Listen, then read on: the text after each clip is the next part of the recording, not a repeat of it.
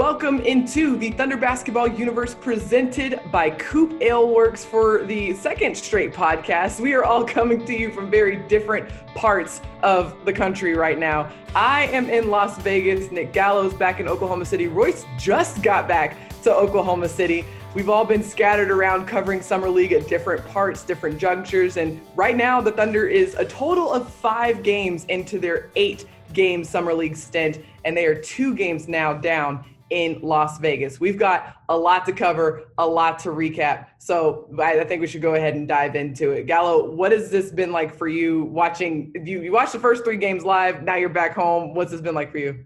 Well, I'm having separation anxiety, Paris, to start off with. It's very strange to not be boots on the ground, but, I think this was nice for our off seasons to split time here and make sure that we're having that work-life balance here in the off season of being with the team and then being home some too. So it's been kind of cool watching the games on TV.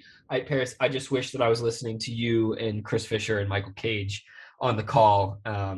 Just feel a little bit more comforting. It is funny because Michael Cage is actually here, so we could do an impromptu broadcast of some sort if we needed to. We could figure that out later. Royce, you've got an interesting perspective because you dabbled a little bit in both of them. What have you kind of noticed about Salt Lake and then Vegas? Yeah, 2 totally different summer leagues. No doubt about it. Salt Lake is a little more basketball focused, I guess, if I was going to put it politely. Las Vegas is, and this is by design. It's a little more of a spectacle. It's kind of got somewhat of an all-star weekend type of feel. You get a lot of players coming in, sitting courtside. We saw LeBron James and Kyrie Irving. There's been a bunch of Thunder players have shown up, sitting courtside watching the games. So many executives and agents, and it's really kind of a networking social event in a lot of ways. And it can, and also just like the crowds too.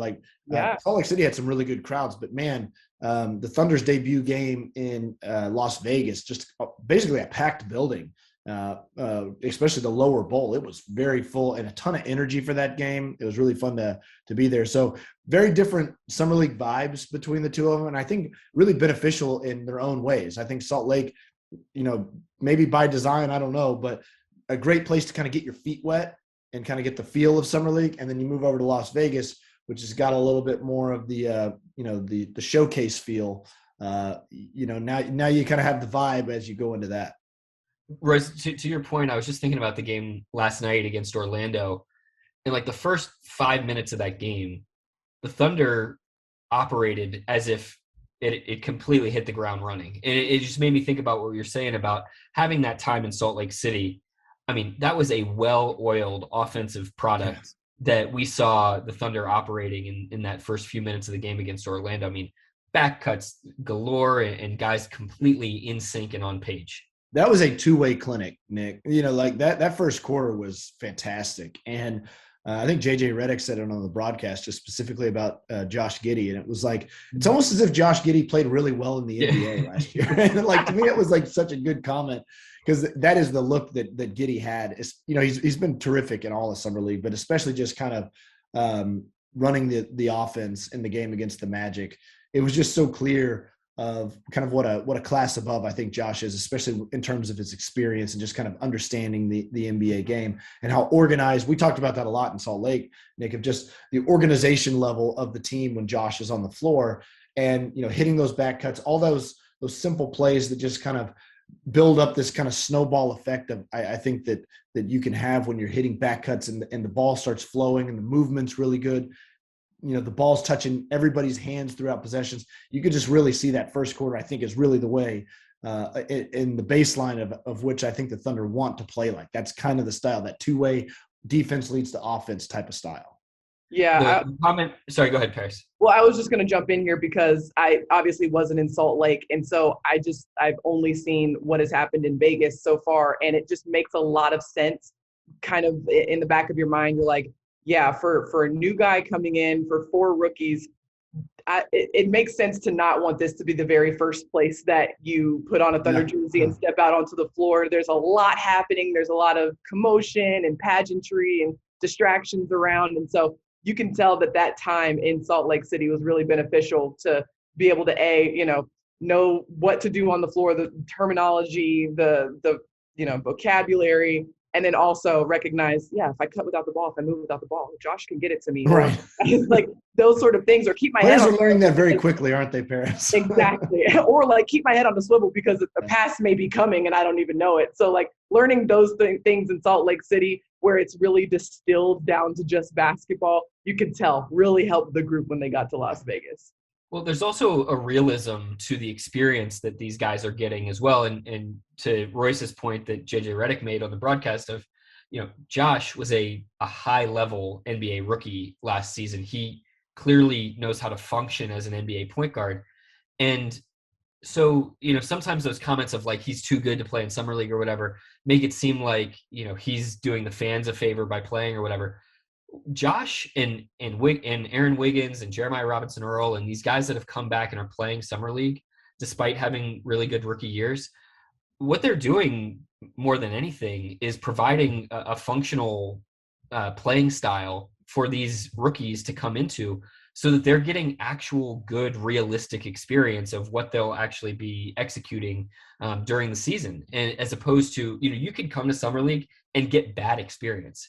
You could get here and you're playing completely out of character, out of style. No, we're seeing Ousmane Dieng, spotting up for threes in parts of the floor where he's going to actually get those shots. We're seeing Aaron Wiggins cut off of Josh Giddey in ways that he's going to actually cut off of Josh Giddey come October. Nick, I honestly, I think that's a terrific point because, and look, I do think Josh and a lot of credit's been given to Josh for this, but I think Wiggins, Jeremiah, a lot of the second year players, even Poku, who hasn't played in Vegas but played in Salt Lake, and a lot's been kind of made and given them credit, rightfully so, about just loving the game, wanting to play, and that is awesome. But I think it is a little more tilted to exactly what you're saying, that it's not just a total love of the game type of thing here of wanting to play, but also just baseline stuff to be able to get a complete head start going into training camp, because it's exactly what you're saying. A lot of players, we've talked about this before, in summer league, they're trying to kind of showcase their skills. They operate sometimes outside of what an offense actually kind of should look like. But the Thunder are playing largely exactly how they're going to play or try to play come October and the actual regular season. Of course, you're going to add in new elements to that with Shea and Lou and Baisley and all these other pieces. But the style in which they're playing is going to translate into what it is in the actual regular season. So yes, it's awesome that these guys want to play. That's cool. But also there's a huge benefit to them playing. And it also is a good reminder that while Josh might carry himself like a seasoned veteran, Aaron Wiggins might look like he's 29 years old out there and he's played in the NBA for 8 years. These guys are still second-year players. So it's not like they're complete NBA vets showing up to play in summer league.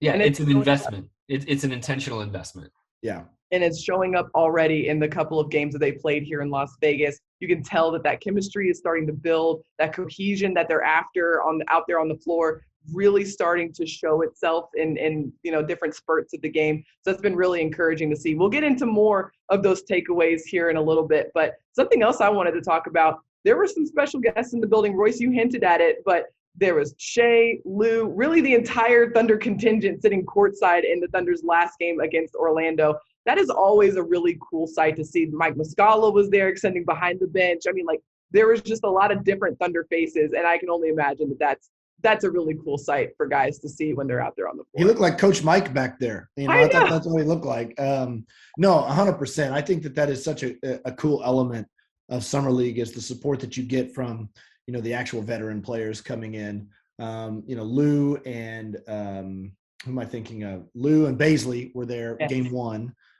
Sitting courtside, and Poku moved over and sat with them. And like you said, some of these other guys have shown up, and those guys are going to get together on their own, and they're going to kind of do their own camp. And that's kind of a tradition that a lot of teams try to take advantage of to kind of assemble themselves midsummer and kind of continue to build on that continuity and that camaraderie and that chemistry. But also it's awesome to see that kind of support that you get. I'm sure for a guy like Chet Holmgren or Ousmane Dieng or, both Jalen's, that it's, you look over there and SGA is an established NBA star, and have him come into your game and, watching you play, I think is kind of just that boost that you want to get. Cause you got to remind yourself, that's my teammate. That guy's he's not up there playing with me right now, but I get to play with that guy come September and October. And I'm sure that's an exciting thing to be able to look over and see guys like Lou, Baisley, Shea, and those like established NBA players sitting there watching you. And it'd be hard for Shea not to be watching the game and say like, okay, well, I know I can throw back the Chet on this pick and pop here, or I know that I can, if I make the extra pass to J Dub, he's a triple threat to, attack closeout, take the shot, or, make the next pass. And Royce, to your point, I mean, this is all self-initiated by these veteran players coming in, doing their own workouts. Like, I think it can't be understated how many other things that these guys could be doing in the off season. And yet they're coming to a place where it's 110 degrees and, and they're going and sitting and watching basketball. And it's for the love of the game. And back to the investment part, it's an investment in what's coming in the next 3 or 4 months. Yeah. Well, and I'd also add to that, just, it's been really impressive to me of how many players have been in the facility even prior to this. If you go back into the early parts of June, there was, 8, 9, 10 players in the facility just working out, working on their game. So, to me, that is just a clear kind of standard that I think a lot of these players kind of hold themselves to, is that the work is not just an in-season thing. The work is to be done in the off season. And I'm not just saying that like that. I think that is somewhat unique to the Thunder. I think that there is just kind of a standard that is set of these players have an expectation that they're going to continue to work. While there's obviously a need and a necessary time to get away from the game, to go on vacation, to unwind. Everybody needs that in their jobs. We all need to do those sorts of things. But I think that there's also a complete commitment and investment, to your word, Nick, to really make sure that you continue to put in that work, whether that's in Las Vegas or whether that's just quietly alone in the practice facility, on a night when nobody's watching in June. And we heard Sam Presti say it after the season. It's 150 days from that end of the season to when the season will start again. And so it's really cool to see how these guys are taking advantage of that time, making the most of it, and really doing what they can to set this team up for success come October. So we got a lot more to talk about, but before we get into it, let's take a quick break. We'll be right back right after this. COOP Ale Works is the proud sponsor of Thunder Basketball Universe. Brewers of the fan favorites F5 IPA and 99-calorie Ice Chest IPA. You'll find those and many more COOP beers at retailers across Oklahoma. Learn more at coopaleworks.com.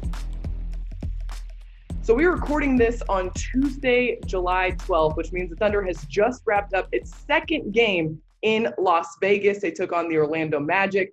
Guys, this was the third straight game for the Thunder where it came down to a single possession at the very end of the game, which I can only imagine is really valuable experience for these guys, just like real in-game situations. It's one thing to, watch film about it, but it's another to actually be in it and have to think in real time what to do, what's happening, and make decisions. That has been really cool to see. The Thunder lost the first two of those, and then this last one, they were able to pull it out at the end. I'm curious from your guys' perspective and vantage point, what you're seeing from this group so far in terms of how they're growing, taking steps forward in the games that they've had so far. I mean, great composure dealing with a replay review in the final 3 minutes of a game, and having, I'm half kidding there, but truly, I mean, for a lot of these guys, that may be one of the first times that they've had to deal with that type of a stoppage in the heat of battle and try to maintain composure as a highly emotional call went the wrong way and then suddenly ends up going the right way. And now you can't exhale too much because that went the right way. You've got to actually go and not only try to win the jump ball, but, try to execute off of that. So, those are like NBA game things that they're still learning about. Obviously these games are only like 10-minute quarters, so it's not exactly the same as an NBA environment, but I'd say overall, and Royce, I know that you're kind of looking at this the same way as I am, but I couldn't tell you what these guys have averaged. I couldn't tell you what their shooting percentages are. What I'm looking for is what aspects of these players' games are actually going to map out onto a 48-minute Thunder basketball game. Yeah, I think that's a great way to put it, Nick, because yes, I mean, you can fixate on what numbers are and shooting percentages. Summer League, those things can kind of go haywire, and with the 40-minute game, things don't translate. It's all I don't want to say that statistics don't matter, because I know that people want to look at them, but they really don't. And they're just not that important when it comes down to it. Because like you said, you're trying to kind of project and imagine what these sort of things will look like in the full context of the team. And, I think of a guy like Aaron Wiggins and like some of the things that he's doing, like Wiggins could be far more aggressive. He got off to such a good start in the guy. I felt like he was never going to miss. He couldn't make a wrong decision in the game against the Magic. And, it could have been the type of thing where you just say, I'll just, go after it and have fun, do whatever. But Wiggins obviously sticks to kind of what his role is and doesn't really play outside of that. And so, that's where I think that some people can kind of lose their perspective on what Summer League is supposed to be about. But, one thing I wanted to rewind back to the Rockets game, you talking kind of about composure. I know the shot didn't go in, but I loved the shot that Josh Giddey took to try to force overtime. I think a lot of players in that situation, I think there was maybe, what was there, Nick, 5 seconds left when he took the ball out of bounds? Yeah. I think a lot of players are going to feel kind of the urge, maybe even to force up a three at that moment. That's kind of the natural inclination, is that you've got this amount of time and you're looking for a spot on the floor. And a lot of players don't take a very good shot. Josh got all the way to the bucket there, and, he left it a little bit short. But again, that's just, to me, that just is great composure to understand time and situation and not force anything. I think that just really kind of speaks to Josh's intelligence on the floor. Obviously would have loved to have seen the shot go in, but that again is that great experience that you're talking about, Paris, that you get in that situation and you experience that. Josh now has that kind of in the back of his mind, in his back pocket, for the next time that sort of thing happens. Yeah, I'm in no way, so just, full disclosure, I'm no way comparing these people, but the shot that Josh took at the end of that game reminded me of the type of shot that like a Tim Duncan would take to try to like win a game late in the game. I mean, it's like a very simple, high percentage look that is not going to dazzle, but is like a very functional.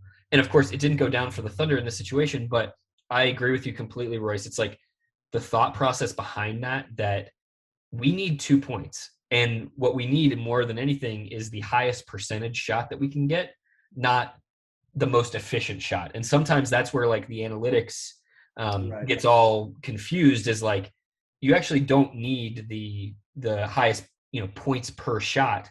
What you need is the highest percentage shot in that situation. And so I thought that was intelligent. Well, and also like just kind of feeling what 4.5 seconds feels like too, like I know just watching it, when I was sitting there watching it, you like kind of lose how that time is going to play out, and you're thinking, shoot it. You're like, but like Josh had such a good understanding of like how long, I think it was 4.5 seconds, if I remember right, but like 4.1. 4.1. And like how long that is. And like, he got the length of the court in that amount of time. And, you're sitting there and you're, I'm feeling like this kind of like anxiety and urgency of like, you better get this thing off, but he got it off in plenty of time. So, again, I just think that's that sort of experience where, and it's just a good example of the understanding that he has within the game, not to, overreact and take kind of the classic shot, which would be to stop with about 1.5 seconds and launch a three. That's what I think, like probably like 80% of players would have done that. And Josh had the composure to not. I think that matches and goes right along with the ethos that this group is trying to establish right now, which is like, do what needs to get done for the team, for the group, and make the best play, make the right play. And it shows up in a lot of different ways. Yeah, it shows up right there at the end of the game where you need a lot of composure. You got to stay in, really firm in your fundamentals and just kind of like your team mindset. But also, one thing that has stood out really to me throughout these 2 games is the amount of guys that are cutting and moving without the ball. Great point, Bears. That is something that is so selfless. A, you don't get the ball all the time, but B, you got to be able to know where you're cutting to and have a plan on your cut too.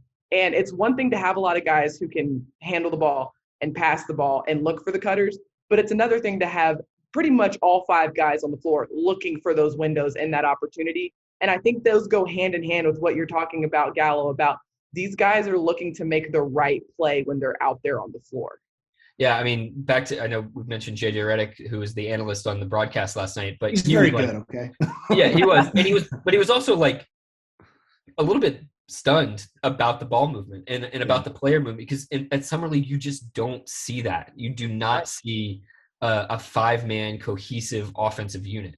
What you see is whoever brings the ball up the floor going ISO and, like trying to, get around the guy that's right in front of him and make a dazzling play to, again, like display themselves in some way. And so I think that's a huge testament to the commitment that this team has. And I also go back to having the vast majority of the players who are actually seeing minutes for the Thunder are either returning players or guys that, are pretty guaranteed to have a roster spot or be competing for a legitimate roster spot next season. It means that these guys can't mess around. They are not auditioning for anything other than a job with the Thunder. Mm. And one thing I wanted to add to, Paris, what you're saying about the cutting, Jalen Williams, J-Dub, has really proven himself to be just a smart cutter. And I was walking out of the arena with him after the game against the Rockets, and we were kind of talking about like how playing with a guy like Josh encourages you to cut, because you just so often get rewarded with the ball. And like, that's one of the things I think, to exactly what you're saying, Nick, is that ball movement is just sort of this organic thing that just kind of gets created by just a style of play. And so, it's like a chicken or the egg type of situation. Yeah. It's like, did the cut lead to the pass, or did the pass lead to the cut? And it's just all kind of a mentality thing where, I think Jalen Williams has always probably been a really smart cutter. And that's something I think that's always been part of his game. But I think he's discovering very quickly. And he even kind of joked with me as like, I got to have my head on a swivel, because like, I don't know where that ball's coming from. It's going to hit me in the face if I'm not paying attention, because not only is Josh going to look for me, but and one of the things J-Dub said is like, it's going to hit me right where it needs to be. Exactly. Too. Josh has a knack for like putting it right on the money. So, I think, and Wiggins had a couple last night too. He is a very smart, savvy cutter. And I think that's just something so many of these players understand. And I think that also just it kind of educates some of the other guys that maybe don't do it near as often or at a completely high level of understanding, there's a place there to identify when that open hole is available and you cut through it. There was a number of times too where we saw Jeremiah Robinson Earl hit a cutter. It's not just a Josh Giddey thing. There's a lot of players that understand that, like, you cut, I find you. And I think that that's just part of this Thunder identity that they're really trying to establish. And it goes to show it doesn't take long for you to generate a culture like that then builds a positive feedback loop. I mean, the amount of cutting and ball movement that we're even seeing at Summer League, and this is not to say that it's just automatically going to be there for them in October, but the amount that we're seeing now compared to what we saw at last year's Summer League is immense. And you can thank Kenrich Williams, you can thank Josh Giddey, you can thank Aaron Wiggins, you can thank Poku and some of his passing. I mean, all of these guys have been catalysts to help this kind of offensive identity start to percolate more and more. Kenrich is a great call, by the way, because he's kind of like in some ways the original cutter. Like, I think that he's a guy that, like, a veteran player that really understands it and really did that from day one. And he came up in post-game interviews last night, because I was talking to Josh about this and just what it's like to play on the floor with four other guys who are just constantly looking for those openings. And he was like, it's a dream. Like, it's a dream for a point guard. This is exactly how you want to be on the floor. And even guys like Kenrich Williams, Aaron Wiggins, like these guys who obviously played last season and are still with the Thunder, those are great cutters. And that sort of cutting is contagious. Like, you talk about that positive feedback loop. Even if you don't get the ball, that cut might not work, but the next one might. And so, like, those sort of things, it's great positive reinforcement. It keeps everybody involved offensively. And it's really cool to see when it happens and it works and starts clicking and firing. Right. Well, and not to try to sound like Dr. James Naismith here, but like, because I'm not like some basketball expert, but like, when you cut, you would know much better than me, Paris, but like, a cut drags the defense over too. Yes. Like, so like it at the very least, it pulls eyeballs over. And so like, if you got a guy cutting up, hard on the baseline or like a cut through the lane or whatever, you can either just at the very least get the defenders to kind of just look at you, and that can open up just a simple swing to the wing for a wide open three. I mean, it's that's that type of selfless mentality that I think is just kind of bred into a culture with a team, is that your cut is not necessarily just for you to get the ball. And if you're cutting only for you to get the ball, then you have the wrong mentality. Your cut needs to be for the team itself. And if it doesn't come to you, it may lead to somebody else coming open on the weak side. And that sort of mentality, I think, is something that this team really understands. Is like, yeah, if I get the ball and I get a backdoor dunk out of it, that's awesome. But if it also means that the defense looks away and it creates a corner three for Wiggs, that's awesome too. And I think that type of mentality is something that this team really has. It reminds me also of, like, in some ways, NFL defenses that are known for blitzing, because eventually the quarterback gets like spooked and he's seeing blitzes coming from everywhere that they're not coming from. Oh, yeah. And you then get that with defenses. Like, I think a perfect example is a play that Josh made last night where he looks away back to the middle of the floor, and that freezes the defense for just a second. And then Chet has a wide open, easy dunk on just a normal roll to the rim, and it just, oh, wait, hold on. Is there a secondary cutter coming, running and filling the lane right behind this Chet pick and roll here? And the defense freezes for just a second. And then suddenly the primary option is just wide open anyway. And so I just think that, as you're saying, Royce, there are added on layers of positive impact when you have this type of offensive cohesion. It is exhausting for a defense to try to keep up with five guys who are constantly moving and trying to find open spots, just mentally taxing and obviously physically taxing. One other thing when it comes to this cutting and moving without the ball is you see it on inbounds passes a lot. Like Josh did the thing the other night against Orlando where he's going to take the ball out of bounds and you just see like he's got those suspicious eyes where he's like starting to the left, like looking at somebody like cut to the basket. Those are like subtle little lessons for these guys too of like, okay, on inbounds passes, same thing. If I cut to the rim, I might not get it, but that might open something up for the next cutter that's coming behind me. Those sort of just bang, bang plays, it's just so cool to see and so fun to see. And we get, Josh manages to make like two of those a game, but it's almost like sprinting the floor. You might get hit with that pass in the corner 2 or 3 times throughout the game, but you have to do it every single time. And the cool thing about Josh is he's doing that sort of eye manipulation and looking and trying to get to that play every single time he has an inbounds pass. And because he's so relentless doing it, eventually he gets 1 or 2 to break for him throughout the course of the game. Who was the one that he threw to? It was, I think, first quarter. And the way he passed it was like he threw it from like his waist. Yeah. Who was that? Like, was it I think it was Wiggins, but Wiggins? I think it was. I think it was Wiggins. Just like that like it's like a pitcher with the arm slot. It's like Josh can hit you with the overhand. He can hit you with this way. He can hit you with this. He said he likes to watch Pat Mahomes. I mean, seriously, it's like literally, it just doesn't matter where he's got the ball. Like the way that he can just fire one out is incredible.